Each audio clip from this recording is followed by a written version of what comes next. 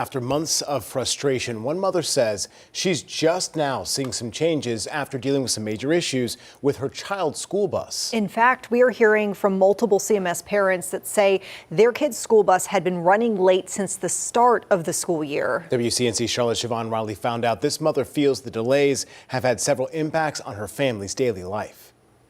Parents in this community tell me sometimes their children are waiting 2 hours at this bus stop, and sometimes the bus driver is a no-show. We need you to be safe, to be here on time, and to be reliable for our kids. You can't leave them on the bus stop for 2 hours. It's unacceptable. Jasmine Pinn has a 6th grader at Ridge Road Middle. She says sometimes she has to leave her job because the school bus transportation is unreliable at her son's stop near Mallard Creek. Last week, I drove 4 kids to school, kids that I didn't even know, because the buses are leaving them out there too long. Since last year, we've been telling you about major transportation issues within CMS. Some parents said their children were dropped off at the wrong bus stop. Though some say their issues were addressed, Penn says communication remains a barrier. This is not an isolated incident. It's a systematic failure affecting working families across Mecklenburg County.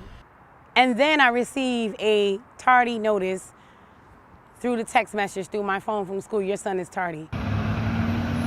Penn says the ongoing delays are putting children in her community at risk, especially after recent crime problems where she lives. We had a shootout here a couple of weeks ago, right?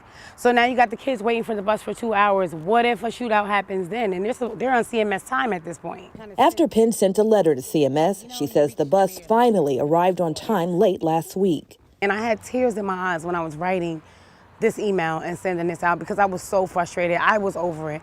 When she told me she wouldn't come back and get those 4 kids and I had to leave my job to drive these kids to school, that was the end for me. Penn says CMS told her she will not have to worry about these issues again, problems she's been dealing with for far too long.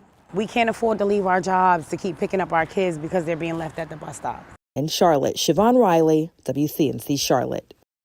And these aren't the first issues we've heard about. Obviously, many times last year, we reported on issues, kids being left at bus stops or having to reroute certain systems because of this entire delay issue. We did ask for a comment about this most recent incident, and CMS did not respond to us, at least so far tonight.